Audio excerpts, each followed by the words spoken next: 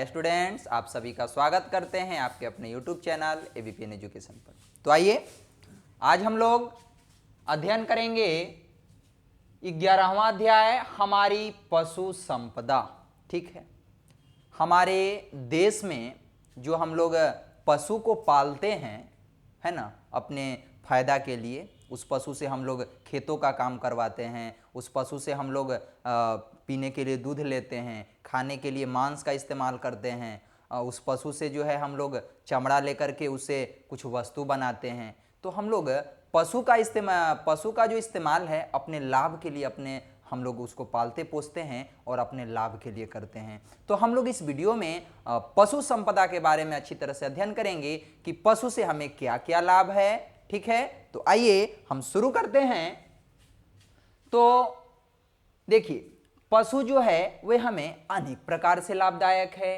प्राकृतिक संसाधनों की भांति यह प्रकृति की देन है। ठीक है, देखिए ये सब पशु जो हैं ये हमारी प्राकृतिक संसाधन की भांति जो है ये भी एक तरह से प्रकृति की देन ही है कि नहीं।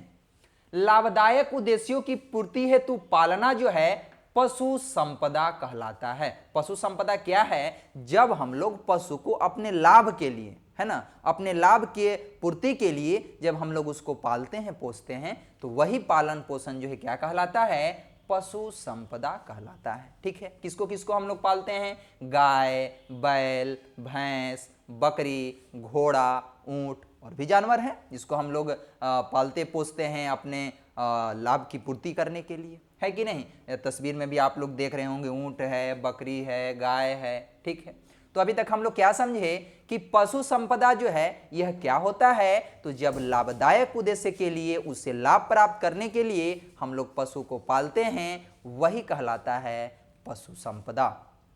ठीक है, चलिए और हम लोग आगे चलते हैं। अब हम लोग बात करते हैं कि कैसे कैसे जो है क्या क्या लाभ है पशु से हमें, इसके बारे में हम लोग अच्छी तरह से अध्ययन करेंगे। सबसे पहले कृषि को देखते हैं। तो देखिए, कृषि जो है यह भारत का मुख्य व्यवसाय है। कृषि क्या है? यह भारत का मुख्य व्यवसाय है और अतः पशु बहुत अधिक महत्वपूर्ण है हमारे लिए। देखिए, जहां पर कृषि जो है, जहां का भारत का जो है एक मुख्य व्यवसाय कृषि है और कृषि के लिए पशु तो आवश्यक ही है कि नहीं। इसीलिए यहां पर हम नोट किए हैं कि अतः पशु बहुत अधिक महत्वपूर्ण है।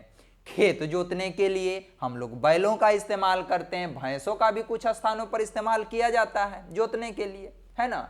बैलगाड़ी का इस्तेमाल फसल एक जगह से दूसरी जगह पर ले जाने के लिए किया जाता है। ग्रामीण व्यक्ति जो है यातायात में भी देख रहे हैं आप लोग, यहाँ पर अभी देख रहे हैं ना किस प्रकार से जो है ग्रामीण लोग जो हैं इस पशु से एक स्थान से दूसरे स्थान पर जो है जाने के लिए उसका इस्तेमाल करते हैं, बैलगाड़ी बना देते हैं, है कि नहीं। तो हम लोग पशु से कृषि के रूप में किस प्रकार लाभ देखे कि हमारा सबसे पहले तो कृषि हमारे भारत का मुख्य व्यवसाय है और इसलिए पशु हमारे लिए बहुत महत्वपूर्ण है। कैसे? तो हम लोग कई तरह से देखे कि खेत जोतने के लिए, उसके बाद फिर हम लोग बैल का, कुछ स्थानों पर भैंसों का इस्तेमाल करते हैं। फिर हम लोग देखे कि बैलगाड़ी का इस्तेमाल जो है फसल को एक जगह से दूसरी जगह पर ले जाने के लिए किया जाता है और ग्रामीण व्यक्ति जो है इसका इस्तेमाल अपने भी फसल मतलब अपने भी कहीं जाना होता है, यानी कि यातायात के लिए जो है वो इसका इस्तेमाल करते हैं। तो कृषि के रूप में हम लोग देखे। चलिए अब आगे बात करते हैं खाद। ठीक है, तो देखिए खाद का उपयोग जो है यह भूमि की उर्वरा शक्ति को बढ़ाने में इसका उपयोग किया जाता है। खाद का खेतों में जब खाद का छिड़काव किया जाता है तो हमारी फसल जो है वह समय से तैयार हो जाती है। उपयोग भूमि की उर्वरा शक्ति बढ़ाने में खाद का प्रयोग किया जाता है, जिस प्रकार से आप लोग यहाँ पे खाद को देख रहे होंगे, है ना। पशु का गोबर जो है यह भी एक प्रकार का खाद है और यह कार्बनिक खाद है। ठीक है, यह कार्बनिक खाद है। और इसके बाद जो है हम लोग गोबर का इस्तेमाल करते हैं उपले यानी कि ईंधन के रूप में। गोबर गैस का इस्तेमाल करते हैं भोजन पकाने के लिए या फिर लाइट के लिए, प्रकाश के लिए भी हम लोग गोबर गैस का इस्तेमाल करते हैं। तो खाद को हम लोग देखें कि हमारे फसल के लिए खाद जो है बहुत जरूरी है और पशु का गोबर जो है यह भी एक खाद का काम करता है। कैसा खाद? कार्बनिक खाद। और गोबर जो है, गोबर का इस्तेमाल हम लोग उपले यानी कि ईंधन के रूप में भी करते हैं, और उसके बाद गोबर गैस का इस्तेमाल भोजन पकाने तथा प्रकाश के लिए भी किया जाता है। आप लोग खाद्य देखे। अब बात करते हैं भोजन कि भोजन के रूप में क्यों जो है, किस प्रकार ये फायदेमंद है। देखिए स्रोत क्या क्या, भोजन के स्रोत तो आपको पता है, दो स्रोत होता है, एक पादप स्रोत और एक होता है जंतु स्रोत। तो हम लोग यहाँ पे जंतु स्रोत की बात करने वाले हैं, है ना। तो देखिए स्रोत में क्या क्या मिलेगा हम लोग को, मांस मिलेगा, मछली मिलेगा, अंडा मिलेगा, है कि नहीं। जीव जंतुओं से हमें क्या मिलता है, मांस मिलता है, मछली मिलता है, अंडा मिलता है खाने के लिए। देखिए मांस में क्या है कि प्रोटीन पाया जाता है, और प्रोटीन भी जो पाया जाता है वो बहुत अधिक मात्रा में पाया जाता है। वैसे अगर आपके एग्जाम में प्रश्न आए कि बताइए प्रोटीन जो है वो सबसे अधिक किस में पाया जाता है, तो आपका आंसर मांस नहीं हो करके वहां पर आपका आंसर होगा मशरूम। ठीक है, क्या आंसर होगा, मशरूम। लेकिन मांस में भी जो है प्रोटीन बहुत अधिक मात्रा में पाया जाता है। मुर्गी व बतख के अंडे में भी जो है प्रोटीन पाया जाता है। बतख का जो अंडा होता है ना, या मुर्गी का जो अंडा होता है, अंडे का दो भाग होता है, एक उजला वाला भाग हो गया और एक पीला वाला भाग हो गया। तो जो उजला वाला भाग होता है उस उजले भाग में वसा पाया जाता है, और उजला वाला भाग में प्रोटीन पाया जाता है, और जो पीला वाला भाग होता है उस पीले भाग में वसा पाया जाता है। तो देखिए मुर्गी व बतख के अंडे से भी हमें प्रोटीन मिलता है। आखिर ये जो प्रोटीन मिलता है इसका क्या लाभ है, क्यों हमें प्रोटीन चाहिए। तो देखिए प्रोटीन से हमारे शरीर की वृद्धि होती है। प्रोटीन का कार्य क्या है कि हमारे शरीर में जो टूटे फूटे ऊतक होते हैं उसकी मरम्मत करता है, और नई नई कोशिकाओं का निर्माण करता है, और हमारे शरीर की वृद्धि के लिए बहुत जरूरी होता है। यदि हम प्रोटीन का सेवन ना करें तो हमारा शरीर वृद्धि नहीं कर पाएगा। तो आप लोग भोजन के रूप में देखें हम लोग किस प्रकार से जीव जंतुओं का इस्तेमाल करते हैं। चलिए आगे चलते हैं।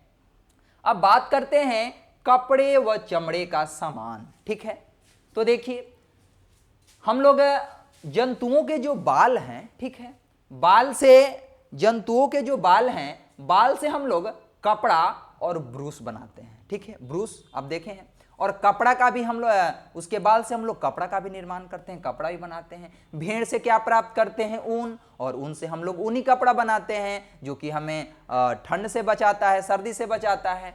अब देखिए इसका जो खाल होता है उस खाल से चमड़ा निकाला जाता है ना, और उस चमड़ा का उपयोग जो है कई तरह से हम लोग करते हैं। बैग बनाने में करते हैं, उसके बाद जो है हम लोग जूता बनाने में करते हैं, बेल्ट बनाने में करते हैं, कपड़ा बनाने में भी हम लोग करते हैं। तो हम लोग देखें कि हम लोग जंतुओं से कपड़े और चमड़े का सामान कैसे निकालते हैं, किस प्रकार प्राप्त करते हैं। तो उसके बाल से हम लोग कपड़ा बनाते हैं, ब्रूस बनाते हैं, और भेड़ से जो हमें ऊन प्राप्त होता है उससे ऊनी का कपड़े बनाते हैं जो हमें सर्दी यानी कि ठंड में बचाव के लिए बहुत जरूरी है। और खाल से जो चमड़ा प्राप्त होता है उस चमड़े का उपयोग हम लोग बैग बनाने में, जूता बनाने में, बेल्ट बनाने में तथा कपड़ा बनाने में इस्तेमाल करते हैं। तो आप लोग कपड़े व चमड़े का सामान देख लिए।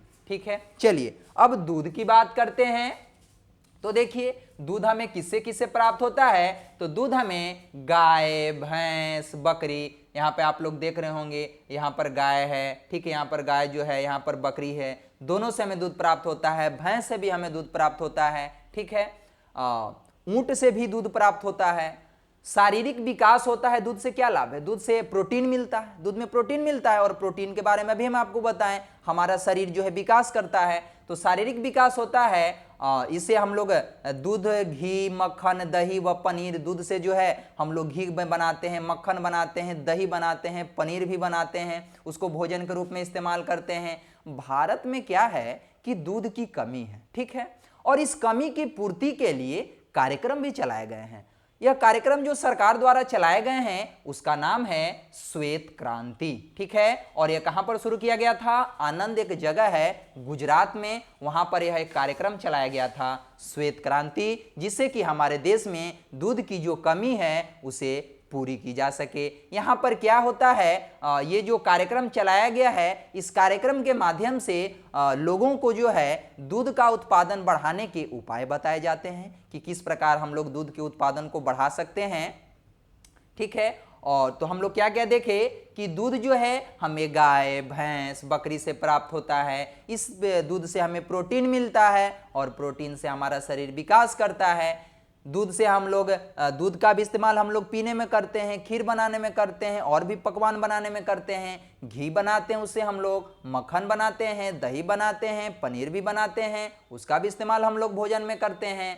भारत में दूध की कमी है और पूर्ति करने के लिए जो कार्यक्रम चलाया गया है उसका नाम क्या है? श्वेत क्रांति। और कहां पर शुरू हुआ था? आनंद, गुजरात में।